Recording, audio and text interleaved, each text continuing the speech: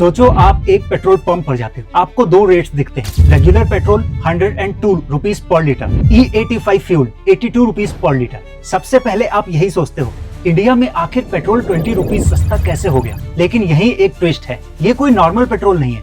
World environment day यानी 5 जून 2026 को government ने E85 फ्यूल को कमर्शियली रोल आउट कर दिया। जहां अभी देश E20 फ्यूल को समझ ही रहा था, वहां डायरेक्टली E85 को इंट्रोड्यूस किया जा रहा है। 20% एथेनॉल से सीधा 85% एथेनॉल। लेकिन सवाल अभी भी वही है, क्या E85 सच में कॉमन इंडियन के लिए सस्ता फ्यूल है, या ये इंडियन फ्यूल मार्केट के लिए एक बड़ा ट्रांजिशन पॉइंट साबित हो सकता है। आज इसी को लॉजिक के साथ डिकोड करते हैं।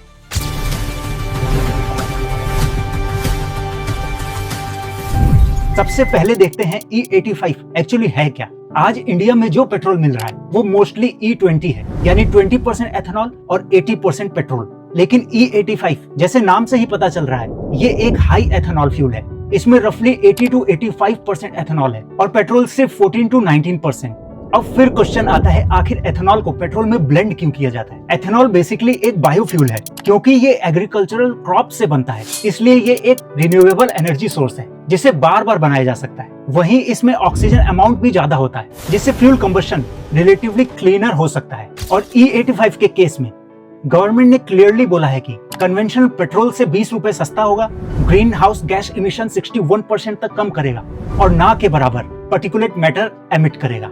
इवन इसका RON यानी रिसर्च ऑक्टेन नंबर भी 108 है। जहां रेगुलर पेट्रोल का RON 91 to 92 अराउंड होता है, वहां 108 RON वाले फ्यूल का क्या मतलब है। वेल, RON 108 का मतलब ज्यादा नॉक रेजिस्टेंस होता है। जब इंजन के अंदर फ्यूल और एयर का मिक्सचर जाता है तो पिस्टन उसे कंप्रेस करता है और स्पार्क प्लग एक चिंगारी या स्पार्क निकालता है, जिससे ये कंप्रेस्ड फ्यूल बर्न होता है और पावर जनरेट होती है। बट कुछ फ्यूल्स ये प्रेशर और हीट झेल नहीं पाते, और जब पिस्टन एयर और फ्यूल को कंप्रेस करता है तो ये अपने आप प्री ब्लास्ट हो जाते हैं, जिसे नॉकिंग कहा जाता है। इसको इजी लैंग्वेज में आप ऐसे समझ सकते हैं, जैसे किसी प्रेशर कुकर में हाई हीट और प्रेशर के कारण सडन ब्लास्ट हो जाए। वही जितना ज्यादा ऑक्टेन नंबर होगा, फ्यूल उतना ही ज्यादा कंप्रेशन और हीट झेल पाएगा बिना नॉक किए हुए।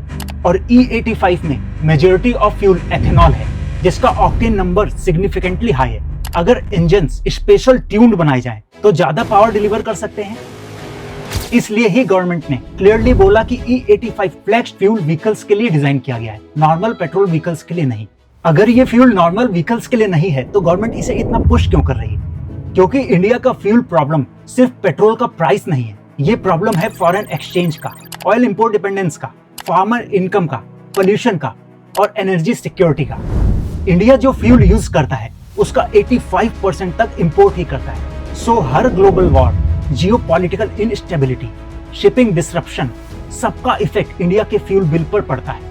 गवर्नमेंट के अकॉर्डिंग इंडिया का एथेनॉल ब्लेंडिंग 2014 में सिर्फ 1.53% था, जो अब 20% तक पहुंच चुका है। इस एथेनॉल ट्रांजिशन से इंडिया ने over 1.8 lakh crore foreign exchange को सेव किया है और nearly 302 lakh metric ton crude oil import substitute भी किया है। यानी एथेनॉल सिर्फ एक फ्यूल नहीं, एथेनॉल एक इकोनॉमिक शील्ड है। अगर पेट्रोल इंपोर्ट करना पड़ता है तो ethanol Indian farms, sugar cane, maize, agri waste और अदर फीड स्टॉक से आता है।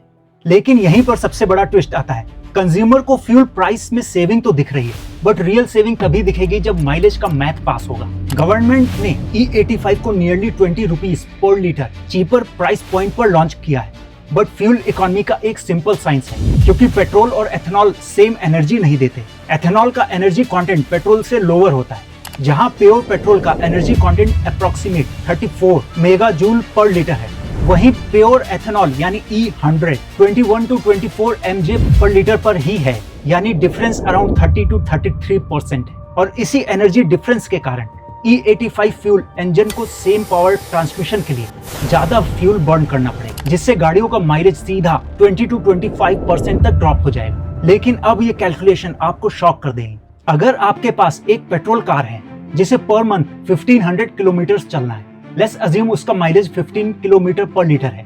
अगर पेट्रोल E20 102 रुपए पर लीटर मिल रहा है तो मंथली एक्सपेंस आता है नियरली 10,200 रुपीज। अब बात करते हैं E85 फ्यूल की, जिसका माइलेज ड्रॉप लेट्स अज्यूम 25% है, यानी 11.25 किलोमीटर पर लीटर। अब आपको मंथली 1500 किलोमीटर कार चलाने में 133.33 लीटर्स फ्यूल चाहिए, जिसका प्राइस जस्ट 82 रुपीज है।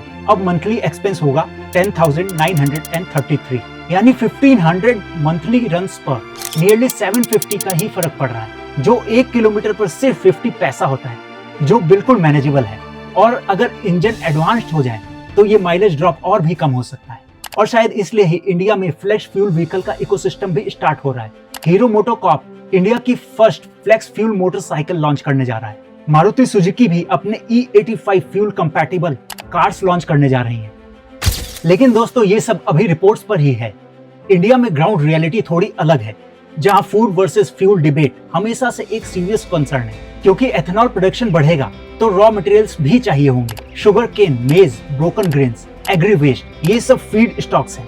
अगर एथेनॉल सरप्लस या वेस्ट फीड स्टॉक से बनेगा तो पॉजिटिव स्टोरी बन सकती है, लेकिन अगर वाटर इंटेंसिव क्रॉप्स पर प्रेशर बढ़ा या फूड सप्लाई इफेक्ट होती है तो फूड वर्सेस फ्यूल डिबेट और ज्यादा सीरियस हो सकता है। नीति आयोग की एक रिपोर्ट के अकॉर्डिंग शुगर केन से सिर्फ 1 लीटर एथेनॉल बनाने के लिए ऑलमोस्ट 3000 लीटर्स वाटर चाहिए, और इसी वजह से एथेनॉल का बिगेस्ट हिडन कॉस्ट है वाटर। दूसरी तरफ शुगर केन से 1 लीटर एथेनॉल बनाने के लिए अप्रॉक्स 1.8 स्क्वायर मीटर लैंड चाहिए होता है।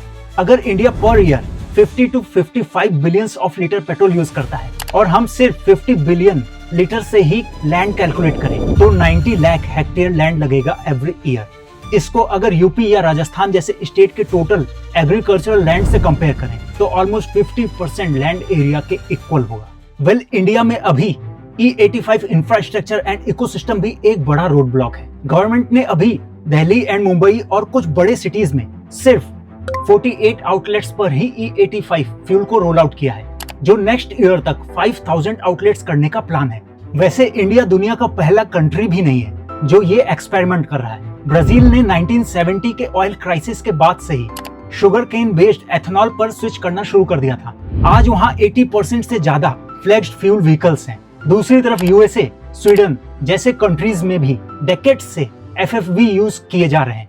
सो दोस्तों, आपको क्या लगता है, इंडिया का EVs और E85 जैसे बायोफ्यूल पर इन्वेस्ट करना सही है?